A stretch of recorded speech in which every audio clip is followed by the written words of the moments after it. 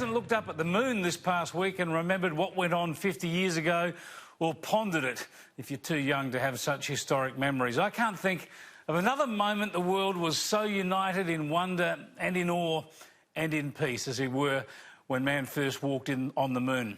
Will we see the likes of that ever again? Who knows? But what I do know is that no historic moment is so glorious, no commemoration so uplifting, and no issue so irrelevant that it can stop the progressives from injecting their identity politics into it. Have a look at this piece from the New York Times last week. Yeah, to make it to the moon, women have to escape Earth's gender bias, goes the headline, to a piece lamenting the sexism in the old Apollo missions and in the space program since. Never mind the achievements and never mind the many female astronauts who have followed.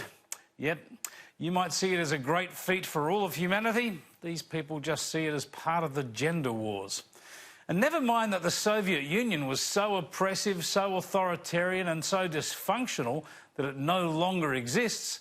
The New York Times also ran a piece saying they won at least one space race. How the Soviets won the space race for equality, because they had female astronauts earlier.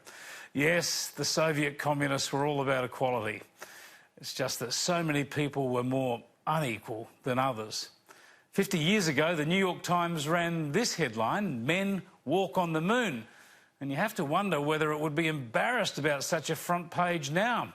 I mean, it could have said humans or people or Americans walked on the moon, couldn't it?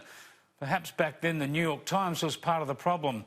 Or perhaps these people ought to lighten up, look at the moon and just enjoy the wonderment of it all. Not everything is about gender.